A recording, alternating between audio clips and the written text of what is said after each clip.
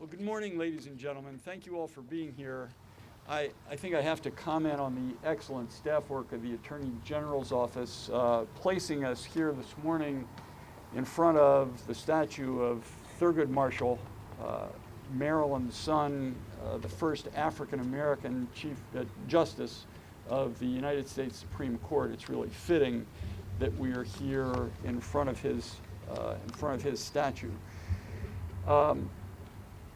We want to talk about racial profiling, and let me say first that the police in our state and throughout the country have incredibly difficult jobs. They put themselves in harm's way every single day. When we call on them for help, they run toward danger. Our instinct would be to run away. They encounter people who are at their worst, and we hope and expect the best from them every single time. They do heroic things day in and day out. They make split-second decisions that none of us would want to have to make, and they get it right far more often than they get it wrong. Despite all they do for us, despite all the good work that keeps our streets safe and that keeps our neighborhoods safe, there is too much mistrust of how they go about their job. We believe that we can improve the administration of justice without making the jobs that our law enforcement officers do more difficult. And we can do it in a way that will rebuild trust between our communities and the law enforcement officers that serve them.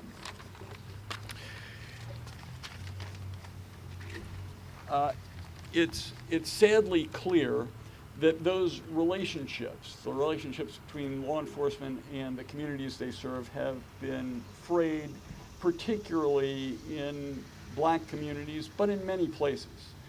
Too many people in our communities carry the burden of painful or humiliating encounters with law enforcement. They feel singled out, they feel mistreated. For too long, certain traits or characteristics have been linked to crime, and those links are crude and unfair. If you are a black male or an Hispanic male, for example, you carry a burden every day that the rest of us do not. That burden is damaging. It segregates people by class instead of respecting them as individuals, and it compromises the dignity of every person who's a member of that group. We can do better. I think we can set goals and establish standards so that law enforcement and the broader community view people as individuals, accord them respect based on their status as individuals. We can improve the administration of justice and improve the relations between law enforcement and the people that they serve. Today, the Office of the Attorney General is releasing an important document, a guidance memorandum that addresses discriminatory profiling by law enforcement in the state of Maryland. We want this memorandum to create the standard for how law enforcement operates in our state, and here's what it says. When conducting routine police activity, patrols, traffic stops, beat work, unconnected from an investigation of a specific crime, law enforcement may not consider race, ethnicity, gender, national origin, religion, sexual orientation, disability, or gender identity, period. But police do not have to ignore bona fide intelligence or credible leads. We believe this standard will provide an important measure of fairness and respect for members of all of these groups while improving the environment in which law enforcement conducts its work, keeping us safe. We can't just look the other way when it comes to profiling and hope it's a thing of the past. We know from experience that improper profiling exacts a terrible cost both for our police and for our communities. It discourages cooperation by law-abiding citizens. It turns attention away from real criminal conduct. It can make police work less safe, and more confrontational.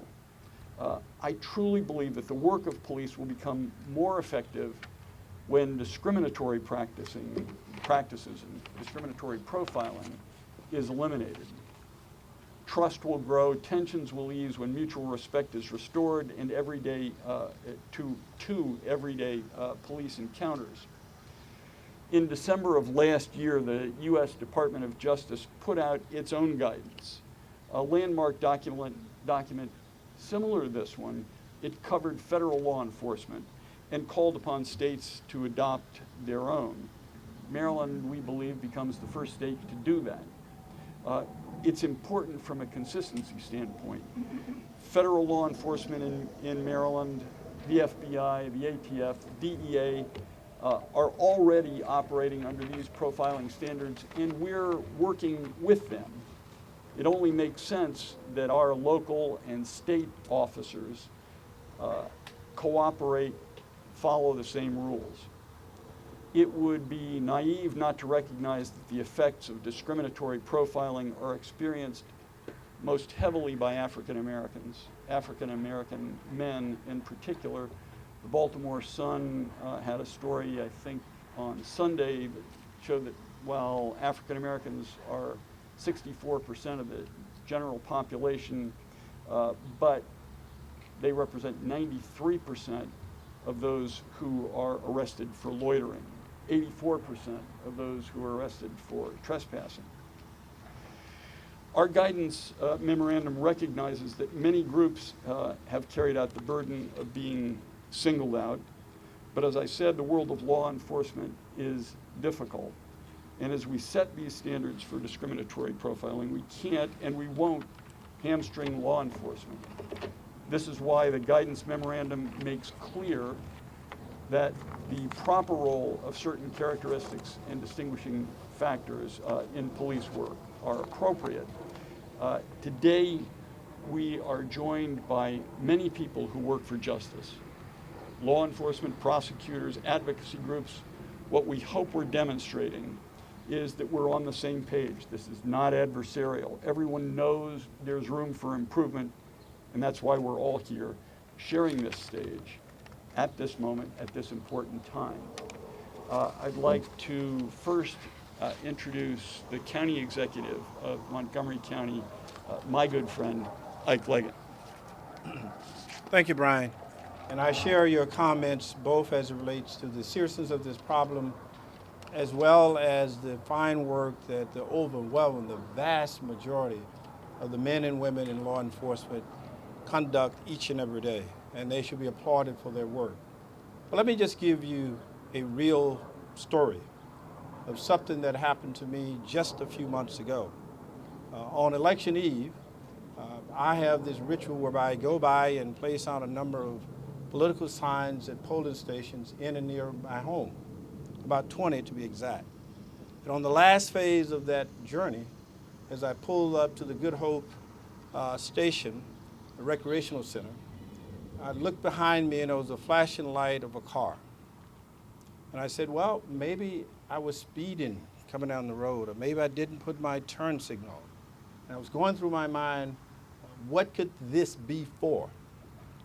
And as I got out of the car, an officer got out, about 6'4", and immediately started yelling and screaming at me in profanity-laced words that you would not believe, asking very questions in most derogatory manner that you could ever imagine. And as he continued this, a female officer got out, a little bit older, and she approached the scene where this officer berated me at this polling station. And as she looked, she began to recognize that I was dressed here in blue jeans, a baseball hat, and a cap. But she recognized the face eventually, and she approached me, and she said, "One, I did not know it was you, Mr. Leggett." What difference should that have made? At that point in time, I was simply nothing more than a black face at a night, at a scene, in a situation that could have easily turned deadly. think just for one moment, had not I maintained my composure. But think, for example, if there was a young teenager who would panic in that situation, what would have happened? This situation could have easily escalated. Easily have escalated. What leaves in the remaining portions of this is the impression that a young person would have not only at that incident, but for life as it relates to public safety and police. This is what we're talking about. This was nothing more at this point in time but a blackface. Not the three-term county executive of Montgomery County, not the former chair of the Maryland Democratic Party, not the former White House fellow, not the former captain in the U.S. Army, but nothing more than a blackface. This is wrong. This is wrong. The police later apologized. And what she said, oh, the officer made a mistake. Besides, he's a park police and he lives in Howard County, not Montgomery County. That's sad. That's the reality. And this is what we face each and every day. This is a serious problem and one that we should address. I applaud the Attorney General and his staff for addressing not only a local crisis, but a national crisis. Thank you. Thank you, Mr. County Executive. Next, we'll hear from Angela Alsobrooks, the very distinguished State's Attorney of Prince George's County. Thank you, Angela. Good morning. I want to begin by thanking Attorney General Frosh for convening all of us and for putting the full weight of his office behind what is a very important issue. I also want to say thank you to the Attorney General because he has been involved in civil rights and these fights for many, many years. This is not new to him. This work is not new to him. It's not newly important to him. These really are battles that he's been fighting over the years, and I want to thank him for the work that he's done. Today, I believe that we take a very important first step towards ending racial profiling in Maryland. We do this by acknowledging first that it exists. That the stories that we have been hearing here in Maryland and the stories that we've heard across the country are not a fantasy. They are unfortunately a truth that is experienced by too many in our community every day. And we have an opportunity to work for it, to end it, because we are not here this morning just because of today, but we're here because we believe we have an opportunity to change what happens tomorrow. As the county executive has mentioned a moment ago, his experience is unfortunately not confined to African American men, for I have had similar experiences even myself growing up in Prince George's County. I recall an incident when I was merely 14 years old. I was a 9th grade student. I attended a dance at what was Lorraine High School. It used to be called Lorraine High School. And as I came out of that dance that evening, I was looking, my parents were there, were planning to pick me up along with a friend. We got out of that dance a little early, and I stood out on the lawn of that school where a police officer had his vehicle on the lawn. I tried to explain to him that I was waiting. My parents would be there in just a moment to pick up me and a friend, where he used the bullhorn to scream at me to get off the lawn, that to move along. He put a big spotlight on me and this other friend, 14 years old, and said, "Get off the lawn, move now." So we moved into the darkness, two 14-year-old girls, where we should have been able to expect the protection of those officers that evening. Instead, we were encouraged to move away from those officers. They never inquired whether we were safe or what the situation was, but to the point of the county executive, we were two black girls standing out there that evening, and we were not offered any safety. I think likewise, as I went on to high school, about another incident where my parents allowed me to drive their car to school. I was in the 11th grade, and they had a new car. It was a nice car. When I was pulled over, lights and sirens, and the officer came to the window. I rolled down the window to see what the problem was, and he said, "Is this your boyfriend's car? Whose car is this? Is this your boyfriend's car?" This is an experience I think that we scarcely forget, and unfortunately it's repeated far too often. As I was elected in 2011, I received the call of a former colleague who was a prosecutor and is now a judge on the district court in Prince George's County, who said to me, "Angela, can you help us do something?" about racial profiling. She said to me that her son, Jonathan, who was a Harvard student and a resident who had grown up in Prince George's County, she overheard him on a phone call that broke her heart. That he was talking to a few buddies and said, you know what, man, let's not ride together tonight. I don't feel like getting stopped. And he said that having more than one other passenger in his car almost certainly guaranteed that he would be stopped. And this is the experience of a young man who was attending Harvard, who had grown up in Prince George's County. But again, I'm here because not about what happened yesterday, but I'm here as a part of the solution. I'm here with my partners in law enforcement. I'm proud to stand here with the Chief of Police, Mark McGaugh in Prince George's County, who I believe is doing an absolutely outstanding job in our county, here with the Attorney General, with the county executive and others, because we are committed to working together to change what has been a very ugly truth, not only here but across the country. I talked to a group of young men yesterday in preparation for today, convened a phone call because I wanted to hear from young men and to say, you know, what is your experience? What is your perspective? And what I heard from them is that it matters in many instances where you live, that if you're in a high crime area, they believe that your likelihood of having increased interactions with police made it so that they feared that they would be mistreated. And what occurred to me is the young men that I talked to and the people that we are concerned about today are citizens. These are citizens who too often, we talk about African American males who have been made to feel like second-class citizens in a country that they have worked for, that their parents have worked for, and this is wrong. Every citizen in these United States of America and residents ought to have the right to feel the equal protection of the laws. They ought to be also allowed to feel that justice is theirs and freedom is theirs as well, and that's what we're here to fight for today. Again, we're here because we are a part of the solution. I believe in Prince George's County that we are doing this work much different than we have in the past, and we're doing a much better job. But we recognize today that we still have work to do if any person among us still feels that they can have an experience much like the experience that the county executive has recounted or the experience that I have had. We still have our work cut out for us, but we are not fatigued. We know that this is possible.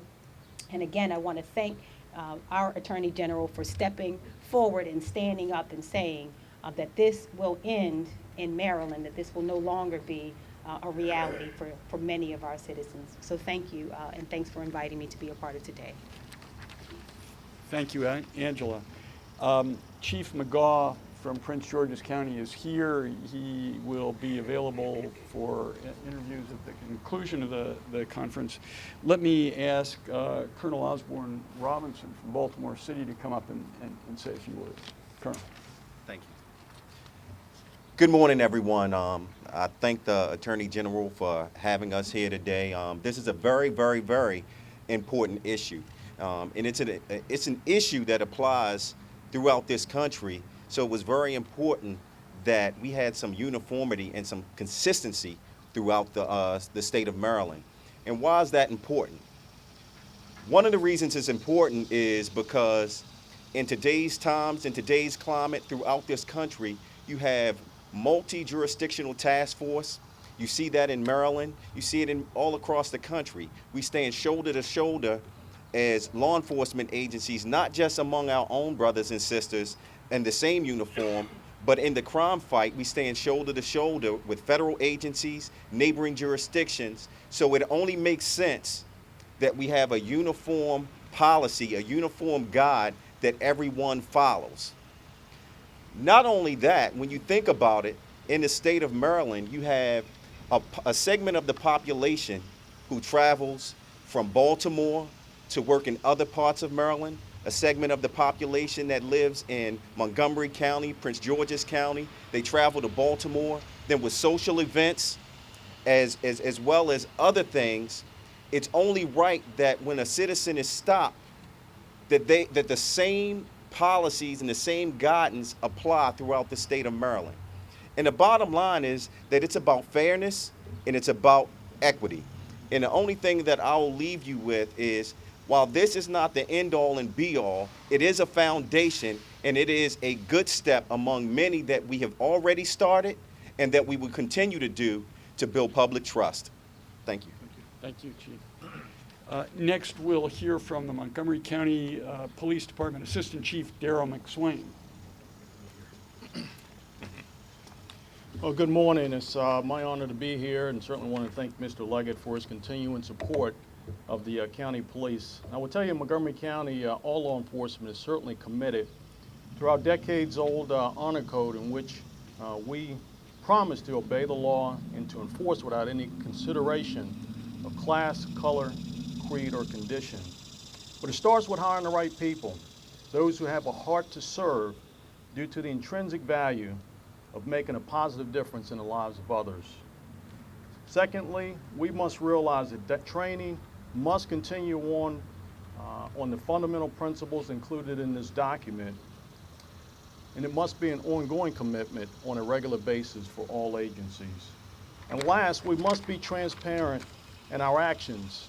We must be receptive to feedback, both good and bad, and forever striving for excellence, one contact at a time. Thank you. Thank you, Chief. Next, we'll hear from the Chairman of the NAACP, Gerald Stansberry. Good morning. I am pleased to be here to represent the Maryland State Conference on behalf of all 24 branches within the state of Maryland, to join the state in taking another important step toward good policing. This is not the first time the state of Maryland has dealt with the issue of profiling. But for the African American community and other minority populations that have felt the anguish and humiliation that profiling leaves, we hope it will be the step we have to take for the last time. The court has ruled on this matter in Maryland. It has told communities and law enforcement what is the right thing to do. We know that good policing, in fact, constitutional policing, can be done without use of terrible and abusive and often racist tactics that is profiling. In the wake of Ferguson and New York City and Texas and other tragedies around the country, the Justice Department has once again had to focus on best practices, which many of us thought were long settled policy. But then we are in a period of snapback on matters of fairness and justice and equality in this country.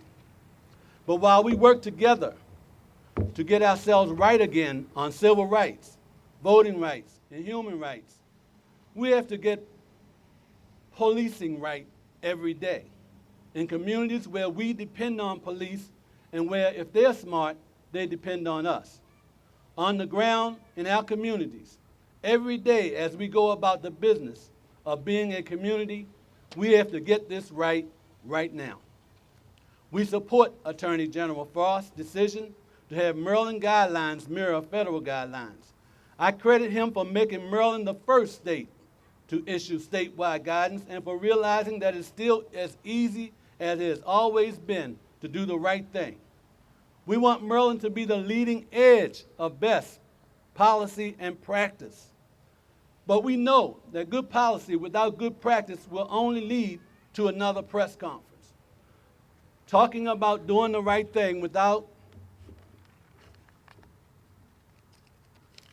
putting the training mechanisms in place by State Police Training Commission and in yearly in-service training programs in every agency around the state is just more talk and no show.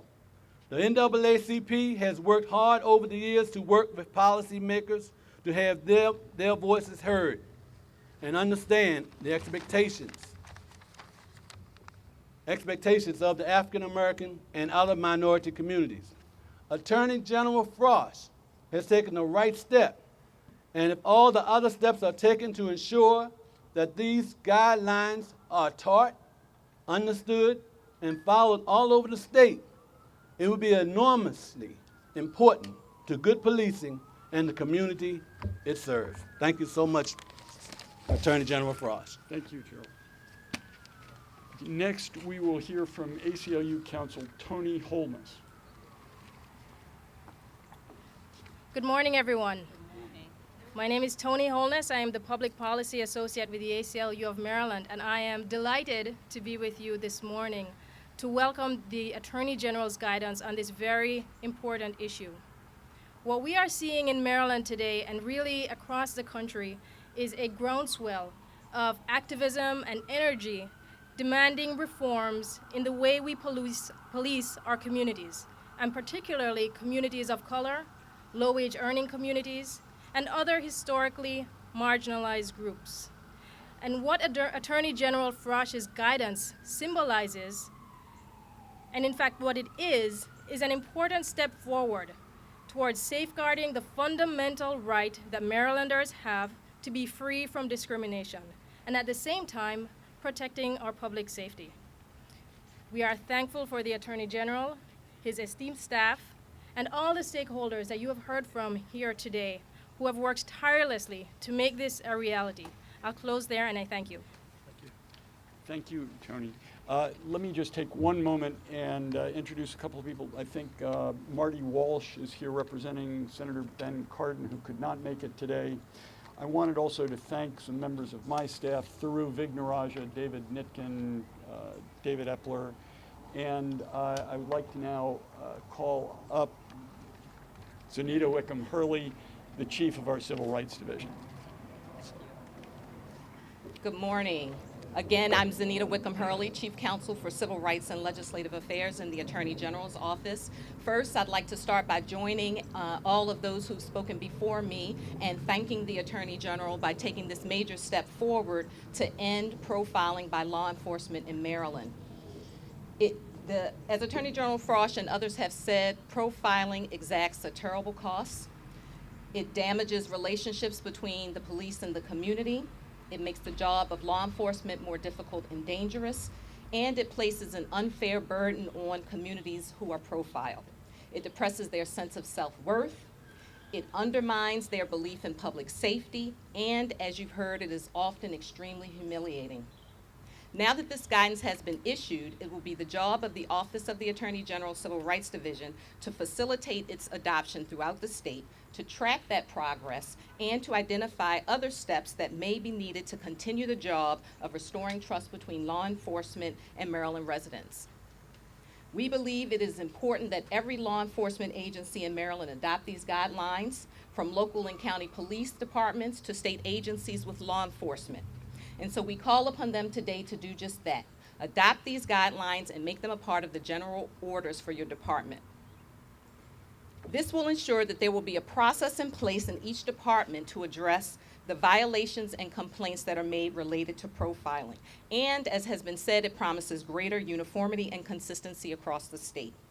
The Office of the Attorney General is going to work with agencies so that there's a full understanding of how this guidance should be integrated into the daily practice of police work. We will invite representatives from law enforcement agencies to attend several training sessions that will be held later this year. At those sessions, we will work through various case scenarios that will expound upon the guidance and examples that you'll already find in the guidance document. The goal being to engage law enforcement in real-life scenarios to ensure that they are handled with an eye towards safety, equality, and respect for all those who are involved. Recently, we lost civil rights activist and icon Julian Bond. And as many of you know, Mr. Bond fought and spent his entire life to end and to promote racial and social equality. And in one of his final speeches, Mr. Bond warned that the greatest impediment to achieving racial equality is the narcotic belief that we already have. And so I applaud those agencies that are here with us today in support of this guidance: Montgomery County, Prince George's County, Baltimore City, and all of those who are going to join us in the coming weeks and the coming months. In doing so, you acknowledge the devastating effects of discriminatory profiling and that more needs to be done to achieve equality for all of those in Maryland. Thank you. Thank you, Zanita. Thank you again, Mr. County Executive, Madam State's Attorney, Chiefs, and the other participants. We're going to stick around and answer questions, so we thank you all for being here, and we're happy to entertain one if you got it. So have you encountered any resistance from agencies around the state? No. What's the status? We've got the agencies here. There's some that aren't. Yeah, no, we've not encountered any resistance. I think the response has been overwhelmingly positive, and we expect it to continue to be that way. Yeah, and Angela. You know, one important point I forgot to make is that I want to point out that Prince George's County Chief McGaw already implemented, so no pushback. Many of the reforms, or most of the reforms that are discussed here have already been implemented ahead of this in Prince George's County, and so I think that's important to note. How much of this is drawn from what you've identified that's been going on in Baltimore? We began work on this before that happened. It's been a priority of my administration from day one. So it obviously affects that and plays into it, but we need to do this regardless of what happened in Baltimore. Yes. Under your guidelines, would Baltimore City Police have to disband their stepped-up patrols in high-crime areas? No, not necessarily. As I said, the police can act on real intelligence and on credible information. So it doesn't require anybody to disband anything, but it does prohibit pure racial profiling. You cannot say we're going to stop everybody who's Hispanic or everybody who's black and see if they've committed a crime. So let's say they're not searching for one suspect, but it's just a high-crime area. They can focus on high crime areas, but they can't do it based on racial profiling, ethnic profiling, and et cetera. Since this is not law, how do you compel the department to adopt these measures? This is guidance. It's the law of the United States, the law of the state of Maryland that compels them to follow these guidelines. Mr. Frosh, how do you plan to track whether these guidelines are being, used in jurisdictions around Maryland? Zanita Wickham-Hurley is going to be doing the best she can to keep track. We do have information that comes to us from studies that are mandated by the General Assembly that will add to the wealth of information that we have. But these guidances apply more than to just traffic stops. They apply to all encounters between law enforcement and the community. So we'll be available for questions one-on-one. If anyone has any, come on up. Thank you, Jerry.